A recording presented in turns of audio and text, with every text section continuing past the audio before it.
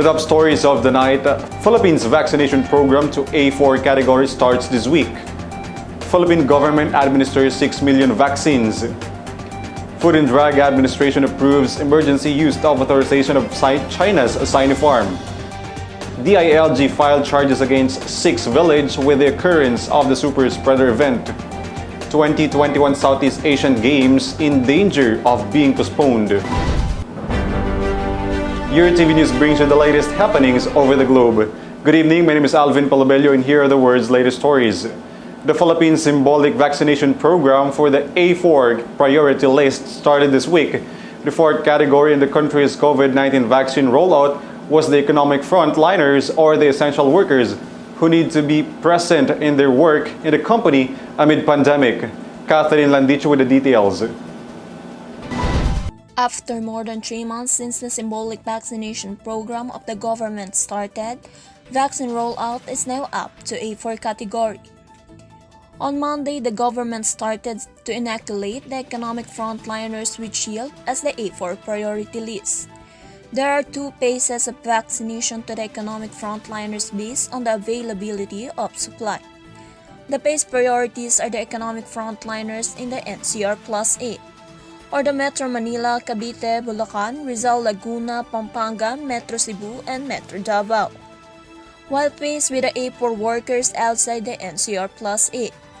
According to presidential spokesperson Harry Roque, by inoculating the A4 category will to revive the Philippine economy. Meanwhile, vaccine czar 𝗘𝗨𝗥𝗢𝗧𝗪 Jr. said that with the continuous arrival of COVID-19 vaccines, the vaccination rollout in the country will race into A5 category. And then yung nga po, ay magandang balita na inopen na po natin yung A4 and then later pagka dumating po yung COVAX natin na 4.2 million, pwede na po tayong mag-ungos ng konti po dun sa A5 this month. Catherine Landicho for your TV World News. Essential workers who thus belong to the A4 priority list should only present a company's identification card to be vaccinated against COVID-19, says presidential spokesperson Harry Roque this Monday. According to Roque, the considered informal workers can present any ID that proves their nature of work.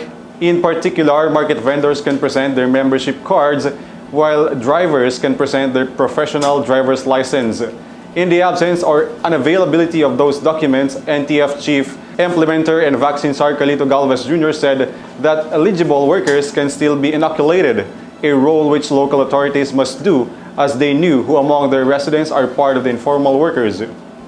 Based on the estimated data of the Department of Health, there are about 22 million people who do belong to the A4 priority group that covers up private employees who are working outside their home, government employees, informal sector workers, self-employed, and those who are employed in private households. Vaccination rollout in the A4 group will be implemented first in Metro Manila, Rizal, Bulacan, Cavite, Laguna, Metro Cebu, and Metro Davao as the availability of vaccines are still limited. Nearly 6 million doses of COVID-19 vaccines has been administered by the Philippine government. This is based on the Department of Health vaccine statistics issued on Monday, June 6, 2021. Here's the details from Vanessa Cleofas. The Philippines have been administered nearly 6 million doses of COVID-19 vaccines. Based on the latest data of Department of Health, on June 6, 2021, there are 5,965,651 total doses are being administered. About 4,421,319 had received the first dose of vaccine. 1,544,332 were fully vaccinated or thus received the second dose of vaccine.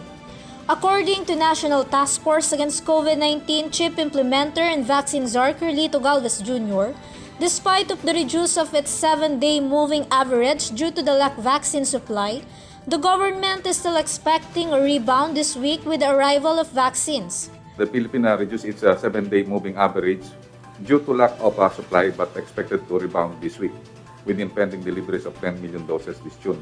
So meron po tayong impending deliveries ng June. So mababa po ang ating average vaccination considering that yung ating delivery po nung last week ng May at saka po yung first week of June naantala po. So nagkaroon lang po ng delivery this June 6 kahapon lang po. Galvez added, the government expect to close more supply agreement with vaccine manufacturers, an increased volume from 2.2 million to 4.2 million deliveries of vaccine as COVAX facility, and the Global Alliance for Vaccine and Immunization are remain committed to inoculate at least 30% of the country's population. Vanessa Cleopas for EuroTV World News. More than 20 million doses of COVID-19 vaccines are expected to arrive within this month and on the month of July. The government expects 1 million doses of Sputnik V that will arrive on June 9, 2.5 million doses of Sinovac on 10th and 17th of June. More than 2.2 million doses of Pfizer vaccines are also expected on June 10th and 11th. 250,000 doses of Moderna on June 21st, and on the third week of June, more than 2 million vaccines of AstraZeneca. An additional more than 10 million doses of Sinovac, Moderna, AstraZeneca, Sputnik V, and Pfizer in July. The Philippines Food and Drug Administration has issued clearance for the emergency use of authorization of the China's Sinopharm vaccine, says FDA Secretary Eric Domingo on Monday night. During the interagency task force meeting, Domingo said that they have issued an EUA to the Department of Health on the same day. On May 20th, Health Secretary Francisco Duque III wrote to the FDA that they are willing to accept donations from the China's COVID-19 manufacturer. With this development, the country now had a total of 8 manufacturers that can supply COVID-19 vaccines alongside with Pfizer, Moderna, AstraZeneca, Sinovac, Gamaleya, Johnson & Johnson, and Bharat Biotech. This is a month after the World Health Organization approved EUL, or the emergency use and listing of Sinopharm vaccine from China. Under the Executive Order 121, concerned government agencies had been granted to issue an EUA for COVID-19 drugs and vaccines with the prescribing descriptions or conditions and other purposes. The Department of the Interior and Local Government has filed charges against 6 villages due to the occurrence of the recent super spreader event in their areas, even with the implementation of the stricter community restrictions amid the COVID-19. Zay Zoriano will give us the details. Interior Secretary Eduardo Año named 6 village officials have been filed charges due to the occurrence of super spreader event of COVID-19 infections. Año determined gubat sa Ciudad Resort in Barangay 171 Caloocan City, recreational resort and pool operations in San Jose, Navotas City, boxing matches in Barangay 181 and 182 in Gagalangin, Tondo, Manila, the incident at the Bacas River in Barangay Matiktik, Zagaray, Bulacan, Barangay Balabag, Boracay Island and Barangay Sambiray, both in Malay Aklan, and the Club Holic Bar and Restaurant Barangay Caputao. Cebu were among our who held mass gatherings, even in stricter community restrictions that caused a huge number of infections.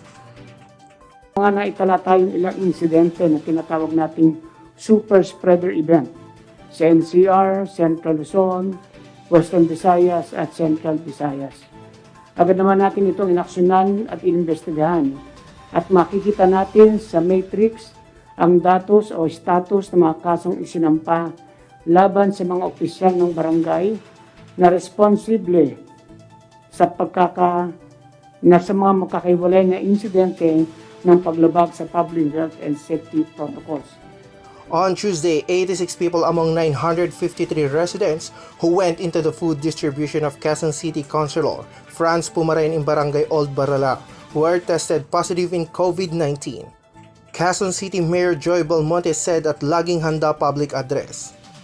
Last month, videos of mass gathering in food packs distribution in the city goes viral in social media with no social distancing. Zay Soriano for EuroTV News. In line with that story, the ILG Secretary Eduardo Año assured the public of the fastest and systematic procedure of the proper arrest of the quarantine violators with the agency's joint memorandum circular with the Department of Justice and the Philippine National Police.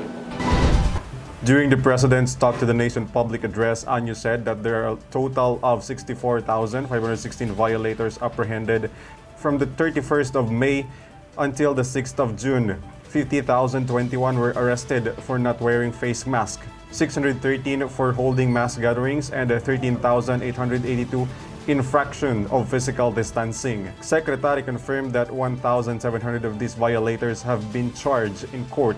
Last week, joint memorandum circular of the DALG, PNP, and DOJ has been issued to deal with violations of health and safety ordinances and quarantine-related violations during pandemic.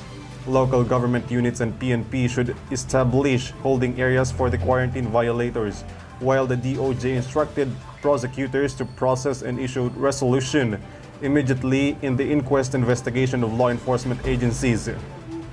The inquest prosecutors have to determine if the arrest of these violators is valid and legal, since these are warrantless arrests. In case that these arrests were not valid, the complaint should be dismissed and the persons concerned should be released for further preliminary investigation. Occidental Mindoro Governor Eduardo Gadiano has tested positive in COVID-19. In a Facebook post of Gadiano, he got the result of his COVID-19 RT-PCR swab test on June 7th, where it appeared that he was positive for the virus. He also confirmed that he was experiencing some symptoms like colds, weakness, and fever on Saturday, a time where he consulted his doctors and isolated himself. The governor added that his close contact is now being isolated and scheduled for testing.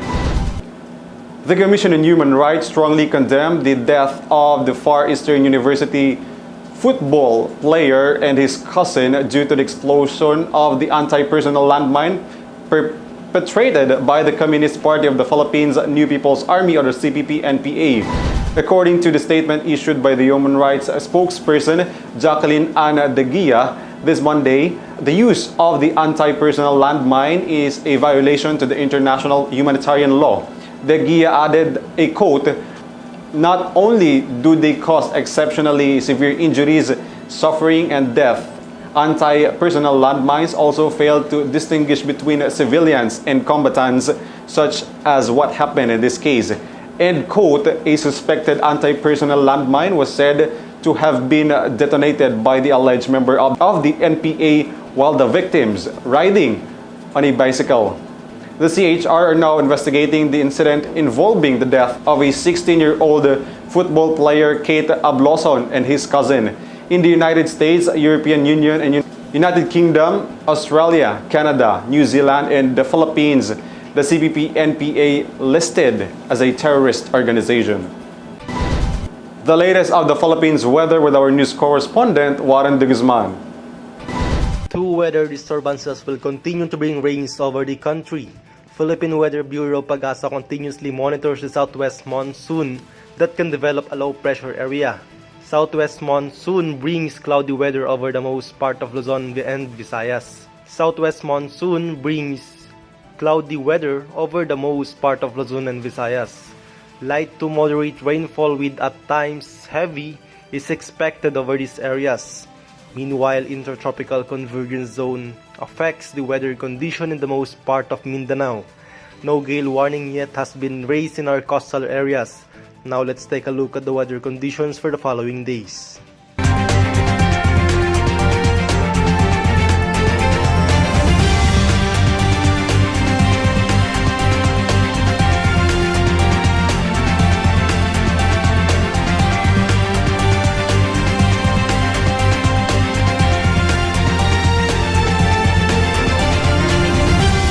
This is Warren de Guzman for EuroTV News. Now let's take a look at the current COVID-19 situations over the globe.